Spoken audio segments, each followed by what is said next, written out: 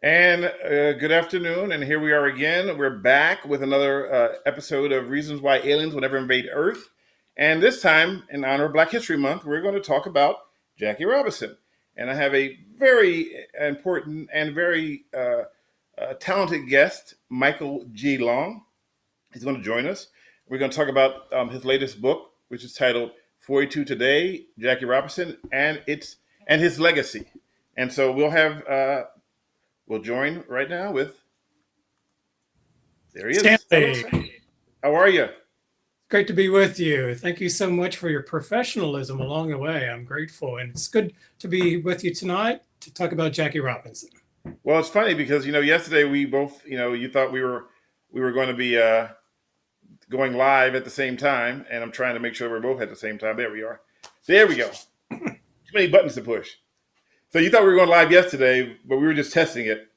So now we're here today, and now we can actually talk about this, which is interesting in itself because I've been grown up to believe that Jackie Robinson was like he got the hug of acceptance in baseball. I mean, he got that from Pee Wee. Pee Wee Reese, right? It's not true. When Robinson arrived at the Dodgers locker room in 1947, they didn't even have a locker for him. His jersey was hanging on a peg. And in addition to that, he had a really high number. Low numbers were available. Number 4 was available. Number 2 was available.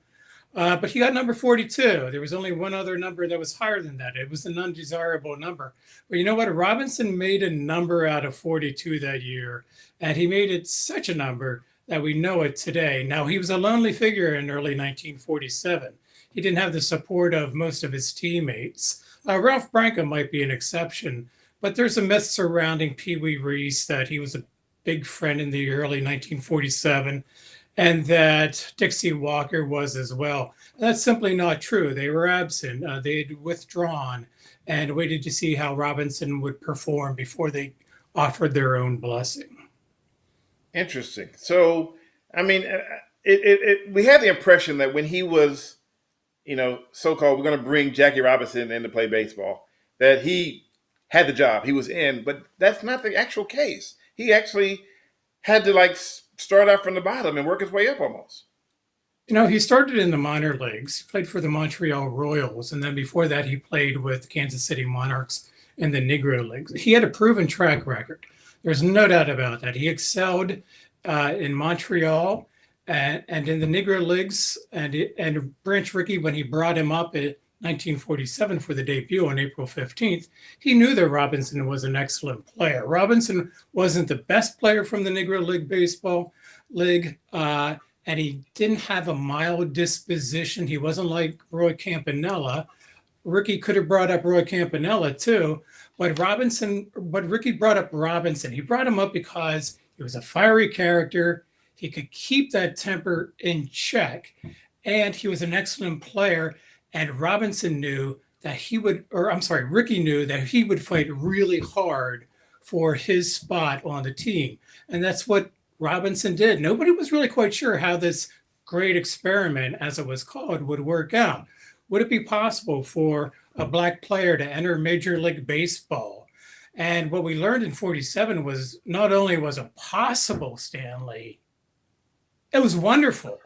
I mean, Jackie Robinson transformed Major League Baseball. He injected blackness into baseball. There's a contributor to the book, George Vesey, who says that when we see somebody rounding first base, when we see players dancing between the bases, when we see the hard slide, when we see somebody stealing home plate, we're seeing Jackie Robinson ball. So Robinson transformed not only the color of the skin of Major League Baseball, he transformed the game itself. So are you saying that they kind of stole his trademark and then carried it on? And even though they didn't really give him credit for his trademark? Well, it's a great question. It really wasn't his trademark. He brought it in Okay. from the Negro Leagues. But it was Ah, his trademark in the sense that he was the only one playing it in Major League Baseball. Uh, there's one other point I want to make about this, and that is when Robinson left baseball, 5.6% of Major League Baseball rosters consisted of black players. And so his presence in 1947 really bumped that number up from 0 to 5.6%. Today, that number stands at only So 6.6%. it didn't go up very much. Ah, a jump of 1%. It's awful. I think Robinson would be really disappointed at the legacy that he created in Major League Baseball. No, I think he'd be disappointed that Major League Baseball hasn't done enough to attract black players, players of color, not only on the diamond, but also in the front office. So going backwards for a minute, because there is a misconception from people I've spoke to that there were a bunch of black players that during exhibition games that played against white players that we don't get much we don't hear much about. But it's probably because there probably wasn't. Did it really happen? Well, there were some exhibition games between black players and white players on Major League Baseball teams before Robinson came up. To the best of my knowledge, Jackie Robinson is the first black player to shatter the color barrier in Major League Baseball, and he did it on April 15th, 1947. Now, there were black players in Major League Baseball in the 19th century, and their names are starting to bubble up now in histories and in journalistic reports, and it's really nice to see. So I encourage all of your listeners out there and your viewers right now to check those names out. A number of black players. Well, I found three different ones that I looked when I was going through. Good. And that was 1800. 1800s, yeah, 1880s, I believe, 1890s. And one, because his skin was so fair that he passed as a white man. Right. Yeah. Yeah. Where should we start there? One of the good things about Robinson on April 15th, 1947, is that he was a dark colored black man, right? I mean, he was a dark skinned black man. But at UCLA, Stanley, he wore crisp white shirts to accentuate the color of his skin. And that was one of the reasons that Rachel Robinson was attracted to him. But go ahead. Wow. So there were other players that played very good, but I think the reason why they picked Jackie Robinson, and correct me if I'm wrong, is because he was an intellect. He spoke well, and he came across as someone who was educated. Would you say that's true? Well, that's a great question. He was educated. He went to UCLA. He lettered in 4 sports there, and he dropped out in his last semester. Rachel was not happy about that. His mother was not happy about that. His mentor, Carl Everett Down, wasn't happy about that. But he really wanted to get out and make money for his mom.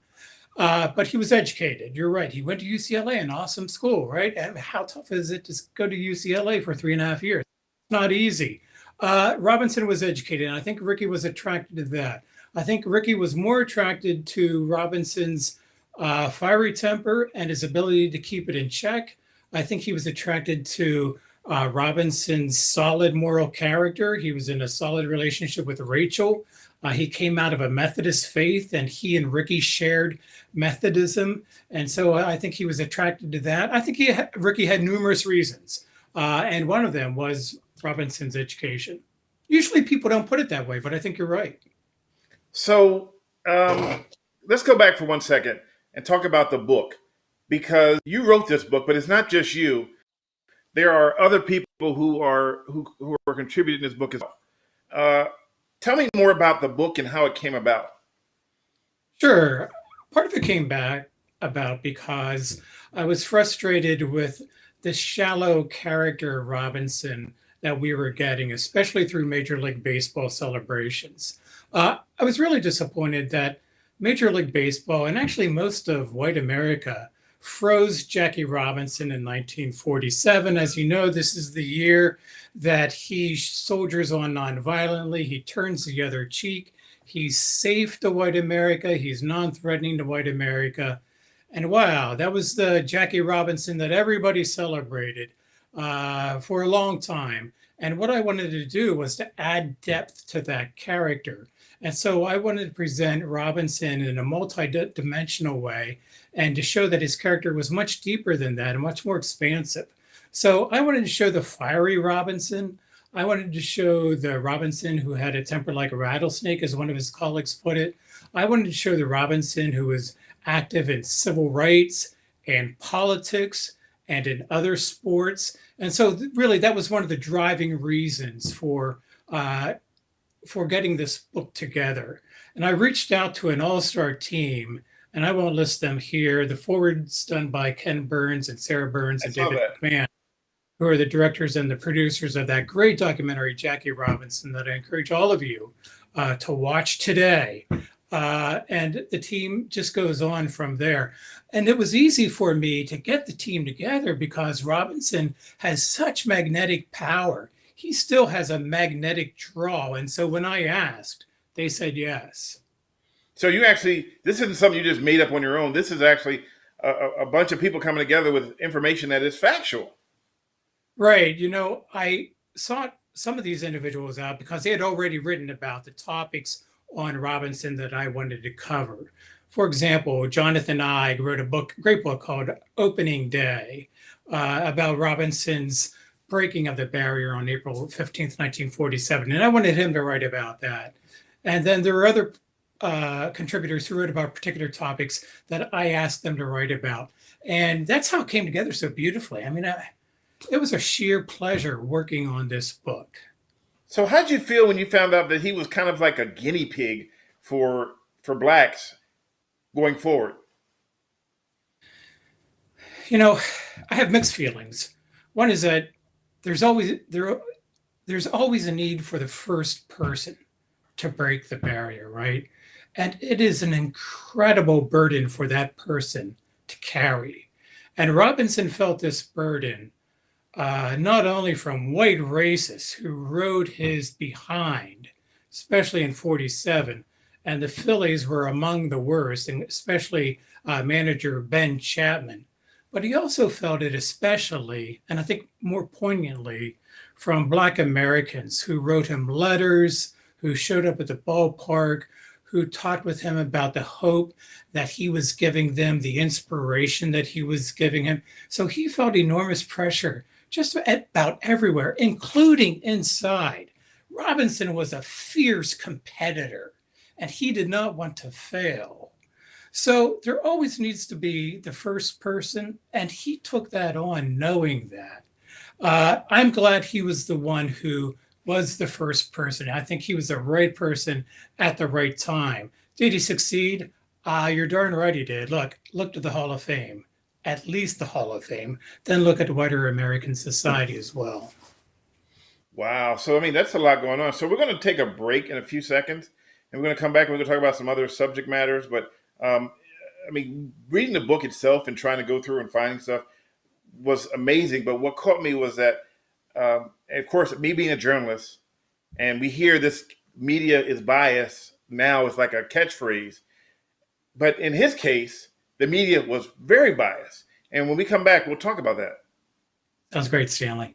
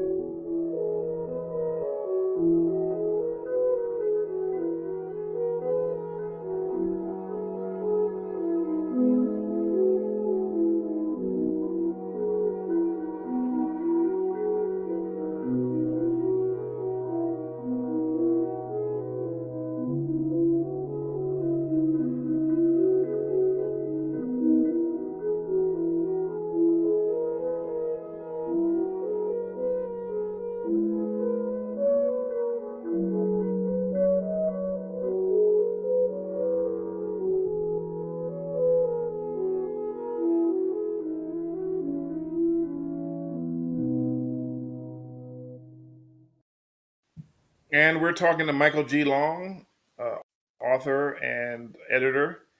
And we're just the latest book.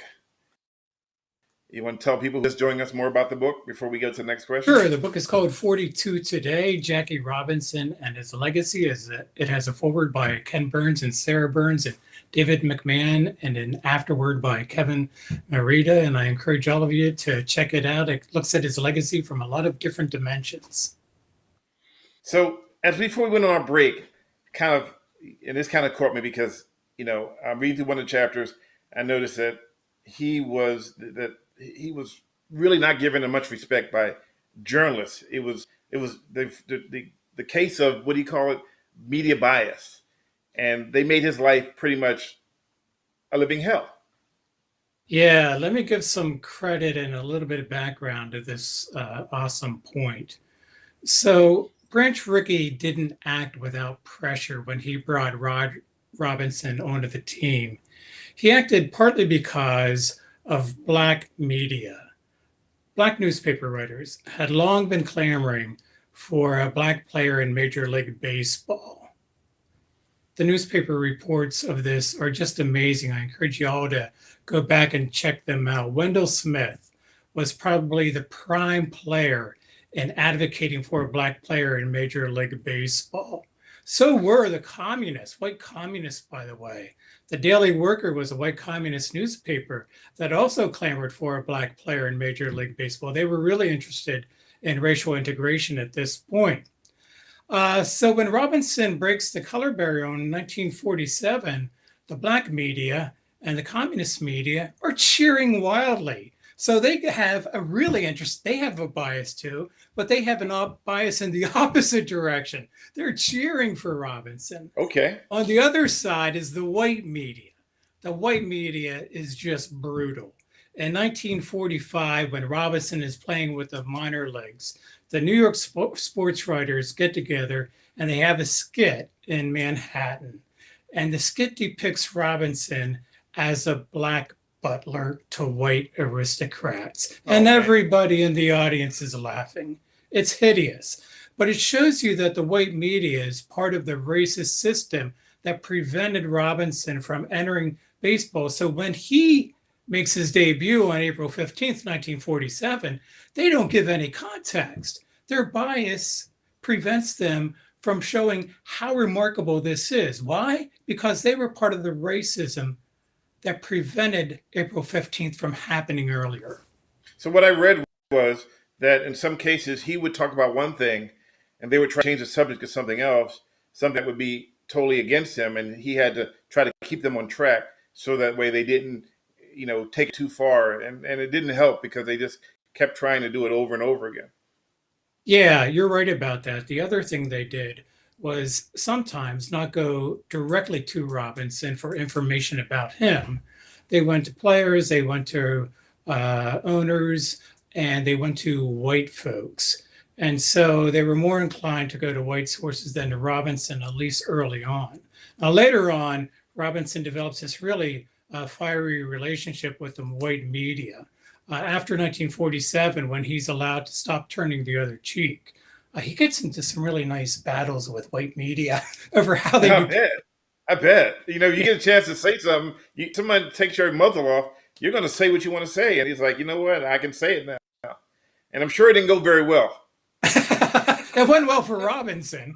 It didn't go well for anybody else, though. So there was a Black journalist who, first of all, people who don't know, Black journalists weren't allowed to go into the area to get interviews. They had to wait either outside or at a hotel, and they questioned why there were no Black players, and they said because, and one of the coaches said, "Oh, because the players didn't want it," but it was kind of it was more to that. And because the actual reporter went to a hotel and waited and questioned the players, and they said, "No, it's not us." So what's going on? Yes, you're right about that. So the owners, when asked about breaking the barrier, said, we don't have the support of the players. So then the Black journalist, Wendell Smith of the Pittsburgh Courier, seeks to test that answer, and he goes to ask the players, and the players say, it's not us. We're willing to have somebody. But let me just dig a little more deeply into that story and say, I think we have to take that with a grain of salt. I think the Okay. white players were inclined to blame the owners, and the owners were inclined to blame the players. I don't think anybody is really raring or roaring for the entrance of a Black player in Major League Baseball. Uh, Most of them were opposed to Robinson entering baseball in 1947. So, how did the fans come across? Because obviously, some of the black fans were supportive, but I read that not all the black fans were supportive of him playing baseball. That he got it from both sides. Wow. You'll have to tell me more about that. I don't know about that point exactly, but I do know that the fans in Brooklyn were really wild about Robinson, especially when they saw that he could help the team win the pennant. And then, Okay. really, when they saw that he could help them win the World Series. It's really interesting because the crowd is interracial and it's interreligious. There are a lot of Jewish folks in Brooklyn, and white folks and black folks, and it's just this really wonderful mix in 1947, and it's a great place to break the color barrier. And in that year, the fans really come around and support Robinson. Wow, that's interesting. Because from talking to other people who deal with baseball, they claim that in some cases, and I don't know if this was written anywhere, but he was called a sellout by some of the black people, and by some of the and obviously some of the white people who didn't want him there gave him the N word and every other word that they could against him. So and I do know for a fact that in some cases that does happen, but I've never heard about it other than word of mouth. I haven't heard about it either, but I can tell you that Robinson was not happy when he was in the Negro Leagues, and he denounced the Negro Leagues. He did not like the inferior conditions and facilities. He didn't like the segregation that he experienced in the Negro Leagues, and he was really down on the Negro Leagues. Uh, and indeed, when he went to the Dodgers, that's the beginning of the downfall of the Negro Leagues.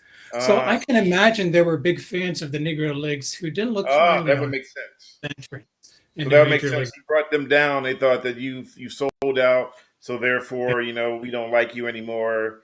But yet at the same time, he's breaking color barriers and bringing it. Even though it only went up 1% of all these years, he still broke some color barriers. Now I had this discussion before about why did if you don't know the answer, if you don't know the answer, you don't have to answer it. But my question has always been why did the National League go and look for players like in Cuba that were dark skinned but not actually African Americans who lived in the United States. So because I found it out one day when I was at the Dodgers game, and it was this guy. He was a player. He was dark, a black guy, and all of a sudden he started speaking. He didn't speak English. He spoke Spanish, and it just blew me away. Yeah, I don't know the answer to that question, but I do know that Central America is really good at training young Yes, players in baseball. yes, they had some good players come out of Oh my there. God. Yeah. I mean, my favorite, of course, is Roberto Clemente, number Yeah, 21 of the Pittsburgh Pirates. The other point I wanted to make, I forget the point actually. Go ahead, Stanley. I have those moments too, those senior moments. I had a point, but let me see what that point was. So you wrote a few books. Am I right? Yes. Yeah. Yeah. You mean about Jackie Robinson? Yes. You wrote a few books Yes. about Jackie Robinson. I'm sorry. Yeah, this is my fourth book about Robinson. The first one was called First Class Citizenship, the Civil Rights Letters of Jackie Robinson. There's a really interesting story behind that. Maybe is it okay if I tell you? It's okay. I'm listening. Okay, great. I'm So serious. I'm just kidding. Go ahead. I was, believe it or not, I was studying Richard Nixon at the time, and I was at the archives in California, and an archivist came to my desk and said, "Have you seen the Jackie Robinson file?" I said, "What?" And he brought out this thick file of correspondence, letters between Robinson and Richard Nixon. And I poured through them. They were about politics, economics, social issues, you name it. I love the material. So that's how I got into Robinson, believe it or not. So I contacted Wow. Rachel Robinson and I said, "Hey, I'd love to do a book about Jackie Robinson's letters, his civil rights letters." And she was so generous and so kind and gave me permission to do that book. And then from there, I mean, that was really what jump started me, hit my interest in Robinson's politics. It wasn't primarily through his baseball, which is the way most people go, but I was captivated by his politics and civil rights work. So what was it like writing this latest book? You know, it seems to be like you were digging into stuff and you were like finding stuff, and did it was it like one of those mind blowing moments? Like, wait a minute, I did not know this. Yeah, I mean, one of the nice things about having contributors is that they bring information to the table that I simply didn't know. And Jonathan Eig, for example, did that in his chapter. And the information I'm talking about here is what I told you earlier about the number 42 and how it wasn't a desirable number. And there are examples like that throughout the book. So it was a real pleasure working on this book. The other thing I really liked about it is that it felt as if I was on a sports team. You know, I was the manager, but I had this all-star cast. And it's like all-star day in Major League Baseball. It just felt really good. And everybody hit a Wow, home run in the book, too. interesting. So, is there anything, any chapter in the book that you want people to gravitate to if they were to read the book? You One know, that you're most proud of looking at?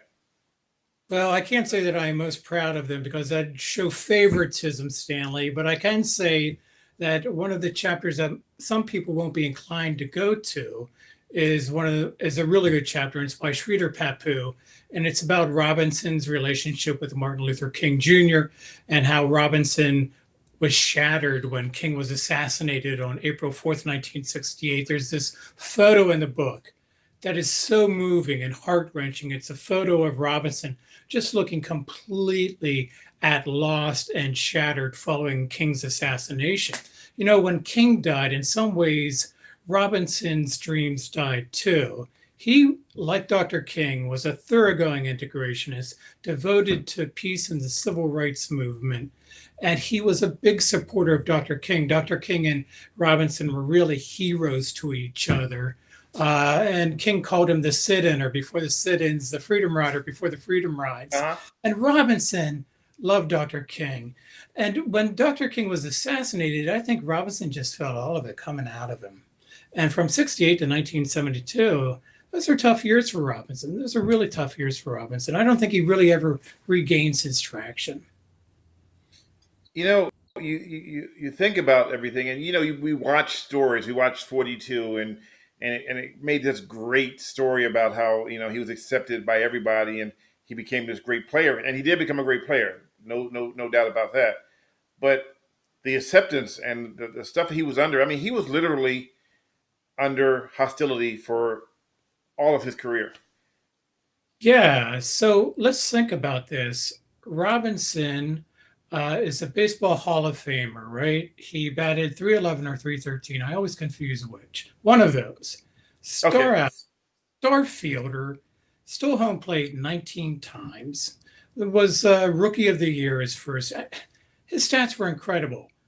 That is good enough to get to the Hall of Fame.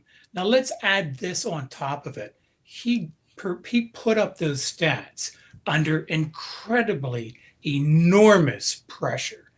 Sometimes, often, he would get death threats, especially in 47. There's one particular death threat that says that this person will be at Crossley Field in Ohio, and he'll assassinate Robinson with his rifle. It's hideous. Can you imagine going out in the field thinking that somebody out there is going to take you out? And while you're thinking that, you feel this intense pressure to put up Hall of Fame stats. That's Jackie Robinson. Yeah, and he That's got commitment. hostility throughout his career.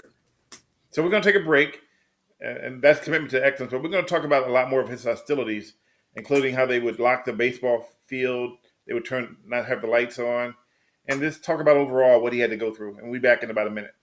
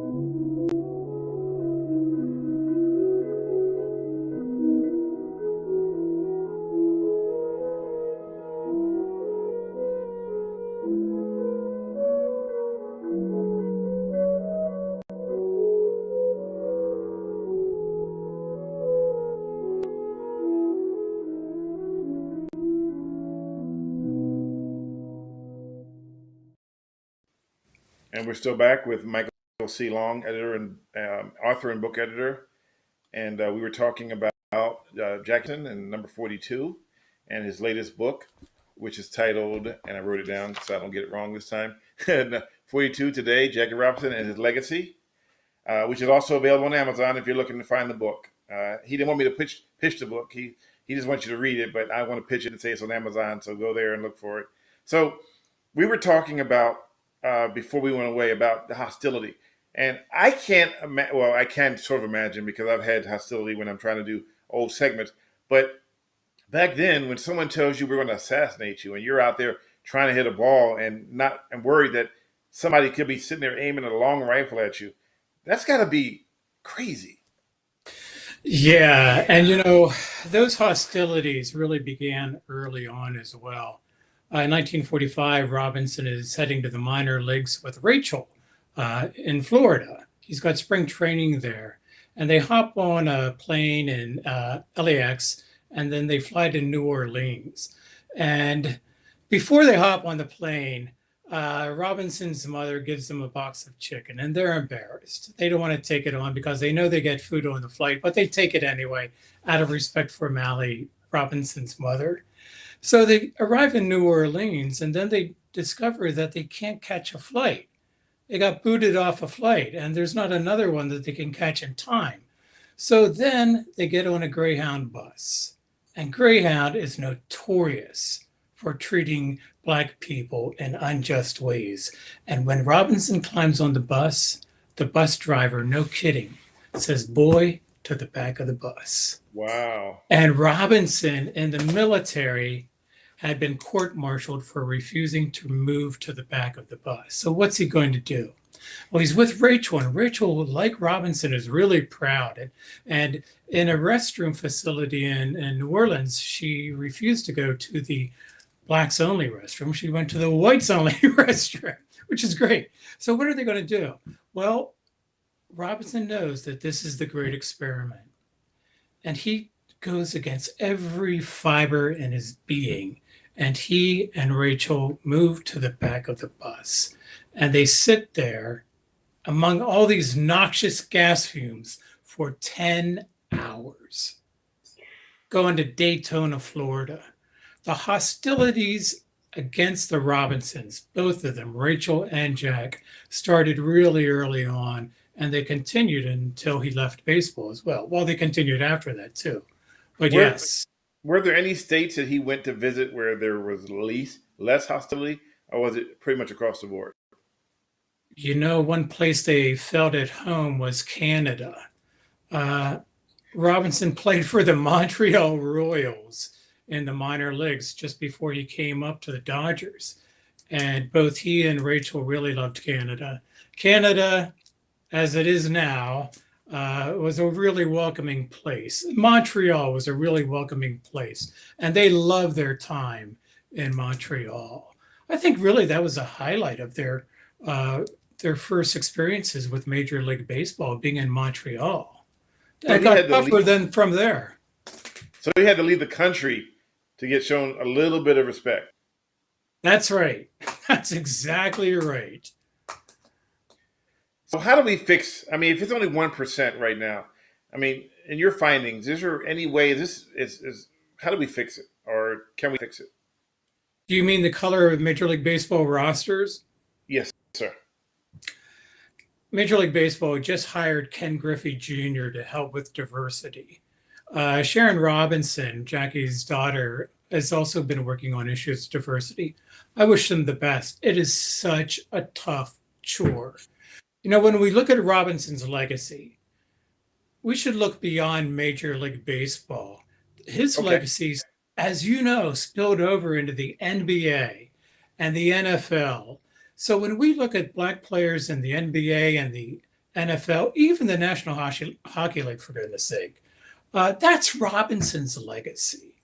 So I don't want to downplay that, but I do want to say that Major League Baseball has its work cut out for it, especially when you look at how baseball is played today with its analytical approach and Uh huh. its slow pacing compared to the fast, quick, uh, beautiful pacing of the NBA and the NFL. I mean, those were high energy, high moving sports that I am more attracted to. I am much more attracted to golf than I am to Major League Baseball in some ways, to tennis than I am to Major League Baseball. By the way, Robinson won the state high school tennis championships in California.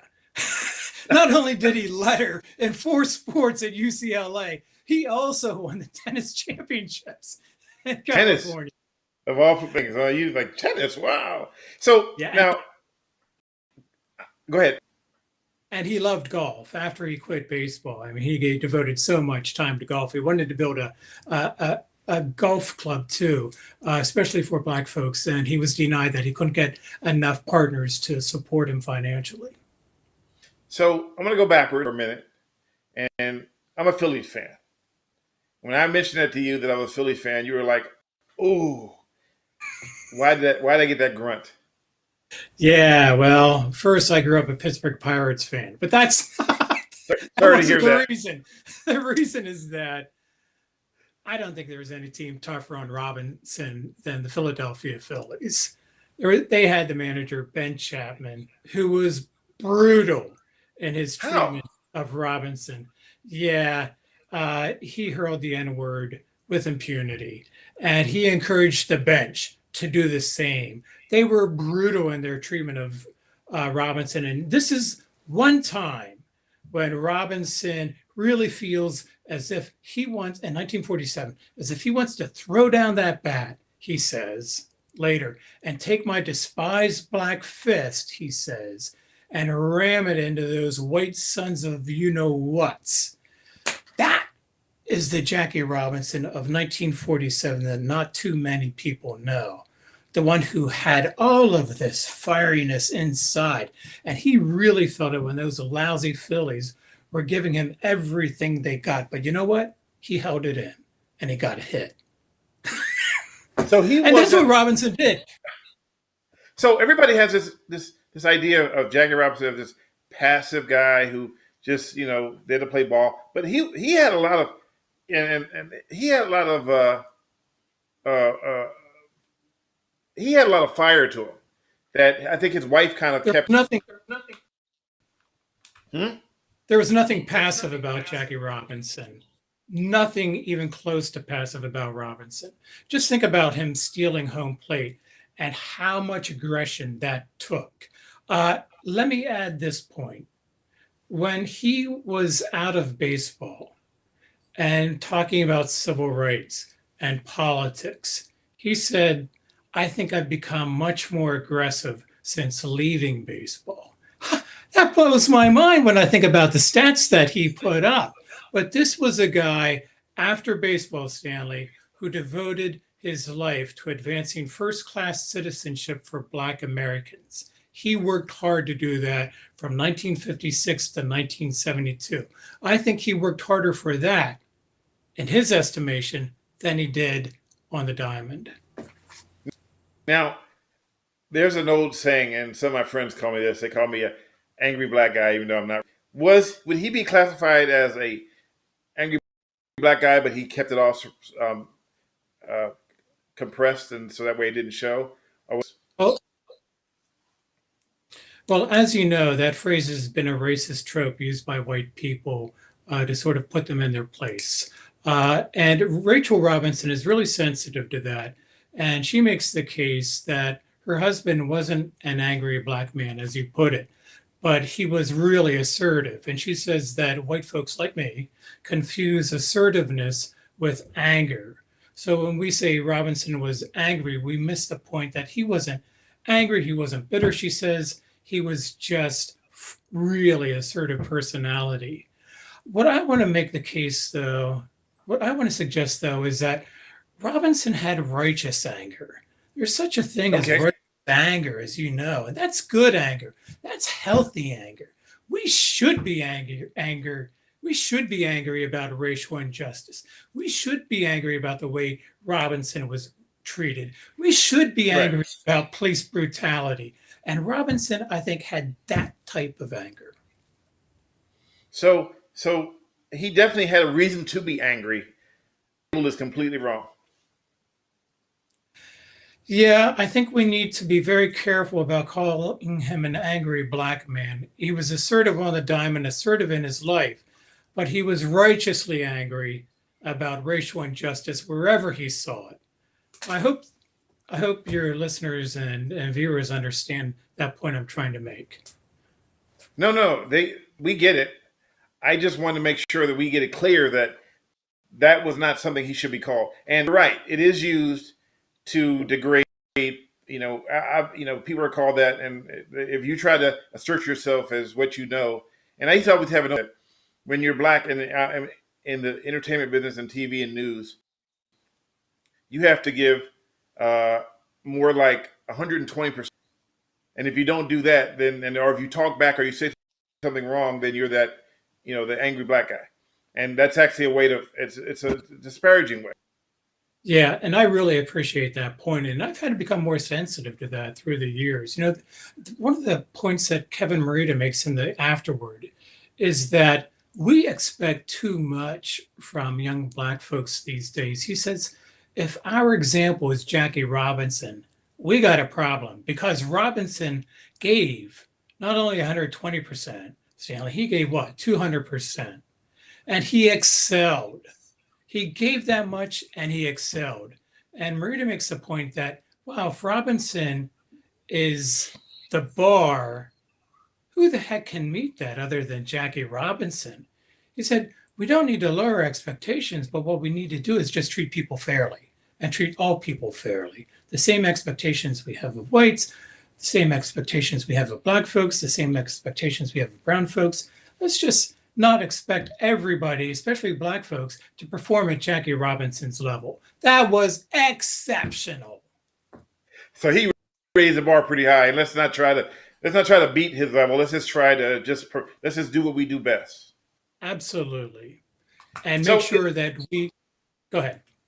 go ahead, go And make sure that on. we allow people to do their best as well without putting them in impossible circumstances. Well, you make a valid point there because in some cases people are put in to situations where it's a no win. And he was in a situation which you think would be no win, but Jackie Robinson pushed through it. Oh my gosh. Yeah. In fact, he was put in a circumstance, I think, where most people would fail, uh, where most white people would fail, where most anybody of any color would fail. So that's why I think we need to see his contribution as really exceptional rather than the main bar that we should all shoot for. We should honor Robinson for such a wonderful contribution. Not try to match it by any stretch of the imagination. If I tried to be Jackie Robinson,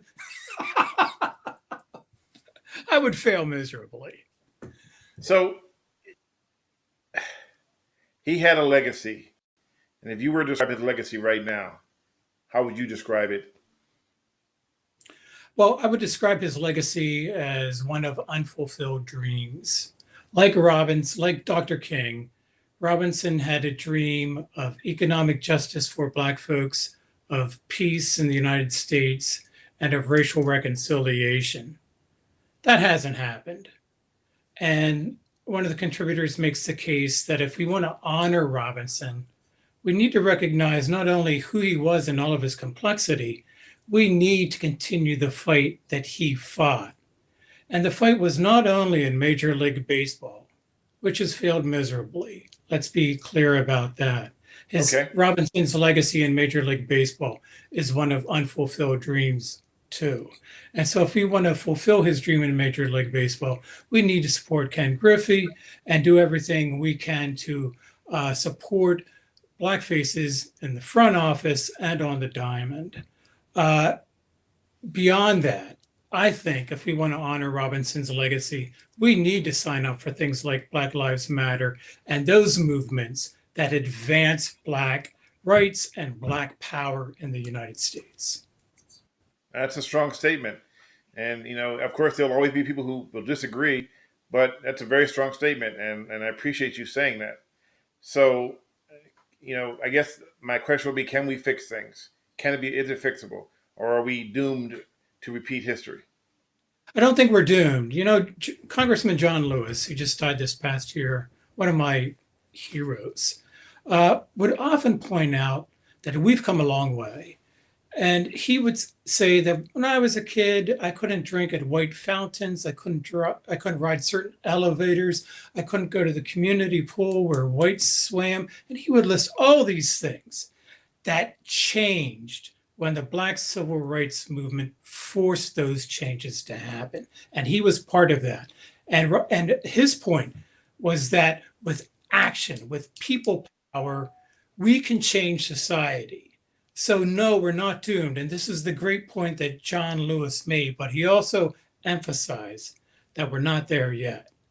That while we have seen dramatic changes, we have a heck of a long way to go.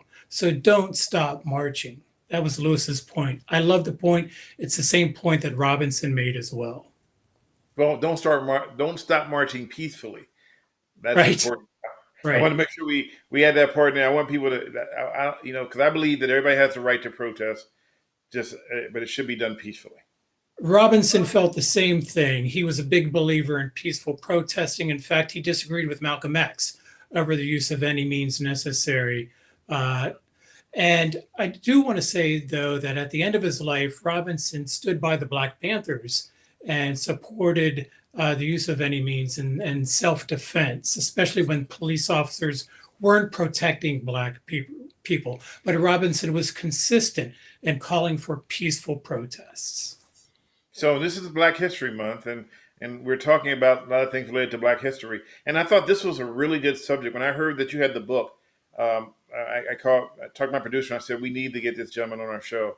And I want to thank you for taking time out of your busy schedule to come on and talk to me and talk to the group about this. And those who are wondering, you can also find this on Spotify, on a few other podcasts, Apple Podcasts, and Google Podcasts. But and in the book, it goes into details, and it's a lot. It's like 243 pages that talks about everything that he went through. And I mean, I can't. We obviously it all now at the same time, but that makes me wonder. At some point, when writing that book, did you feel uncomfortable? Yes, I always feel uncomfortable writing about Robinson. I'm a white man, as you can see, though your hearers can't see it, but I'm a white man with a limited perspective. And I don't bring to the table the same types of experiences that a lot of my readers have. I've tried to develop sensitivities along the way. Rachel has taught me things about her late husband in terms of a perspective that I didn't have early on. She's helped me see the joyful side of Robinson, the side of him as a loving father, and so forth.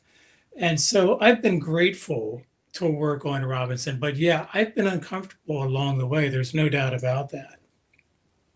So, if you could do anything different, or would you keep everything exactly the same if you had a chance to do everything over again?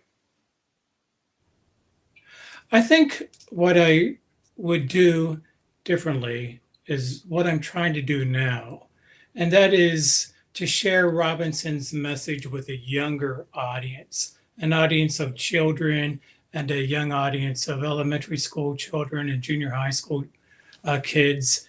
And that's because, perspectives form early. And my perspective wasn't formed early enough in my own development. And so, what I'm trying to do now is to work on some projects that will share Jackie Robinson's legacy with a younger audience so that they don't have the same struggles that I did in coming to terms with Robinson's legacy. So, if people want to find you, you're on Facebook at Michael Long, but no Michael C Long, and no G on there, just Michael Long. right? And it's a funny thing when I look for you on Facebook, I tried to use your name in my fan page, but it wouldn't resolve, and it wouldn't come out right away. So I had to go to another page and do it, and then it popped up. But there's someone that has some logos in there similar to yours that it almost look like the same page, but it's not. Hmm. But so I want Well, people to know that and look for. I wish you were on Twitter, but you don't use Twitter a lot. You use Facebook a lot. So you I want people do. to reach out to you on Facebook. Yes, please. You can find me if I think if you search Michael Long, Pennsylvania, it might be easier for you. You can also email me directly. My email address, I never hesitate to share, is longmg4242 at gmail.com. So, yeah, please reach out anytime you want. All right. Well, thank you for saying it out because we always tell people, "Oh yeah, it's written here," but then we realize that it's actually audio podcast, and then you would never see it. Mm. So you want to say it one more time so people would know your email address. Sure, on Facebook, you can find me at Michael Long. My email address is longmg4242 at gmail.com. Any chance for a children's book on this? Yes. In fact, I'm working on one right now. So, Can you reveal the uh, secret, or is it a secret?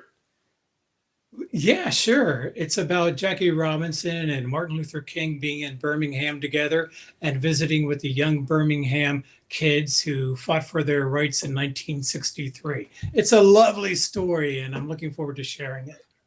So one more question, then we're going to let you go. And this was something we talked about in the beginning. So Pee Wee, make sure I got the name right. Pee Wee Reese. There's Mhm. a statue of him somewhere of him embracing uh, uh, Jackie Robinson, which that embrace never happened. According to Rachel Robinson and my contributor John Eig, Pee Wee Reese never put his arm around Jackie Robinson as that statue depicts. It's part of the myth that we've developed around Robinson's life, especially those of us who are white. We often want to think that Robinson needed white people to find his way in 1947. And so there's been this great myth of Pee Wee Reese really breaking through the barrier with Robinson and making racism disappear on the Dodgers and in Major League Baseball. And that never happened. So, So I yeah, know. statues there. It's an interesting point that Rachel makes, and Jonathan Odd confirms, but it never happened. So I know I said last question, but I remember we talking before, and we used the word whitewashed and Negro League and baseball and how it's been basically whitewashed over the years. Do you still stand by that? Absolutely. I think we've whitewashed Robinson's story. I think we did it. I think we've done it by freezing him in 1947, as I put it, when he was very safe and non threatening to white America. I also think we whitewash his history by not looking at his life beyond baseball when he becomes really fiery in his support for civil rights. I think when we ignore that, we also whitewash Robinson's history. So I encourage all of your hearers out there to look at Robinson beyond 1947. 1947 is huge. Don't ignore it, but don't stop there. Look at Robinson beyond 1947, and you'll discover, as I did, a man of truly epic proportion. Ladies and gentlemen, I'd like to thank Michael G. I want to add a C there for some reason. Michael G. Long, author and book editor, for joining me for this podcast and gave me some information that I didn't know. I'm learning. I want to read more in the book now. I mean, obviously, I couldn't. That's a lot of pages. I want to read in more in detail. But I want to thank you very, very much for coming on, and hopefully, we'll have you back again in the future and talk about some of your children's book. Stanley, you are a great conversation partner. I'm so grateful that you had me on and that you're interested in advancing Robinson's legacy. Thanks a lot. Thank you, and have a good night. You too. Oops. See ya. So we want to thank Michael G. Long, and you can find us on Spotify, on Apple Podcasts, and also if you go to Anchor, you can you can actually help us keep this going. You can make donations. It's anchor.fm/avoid Earth.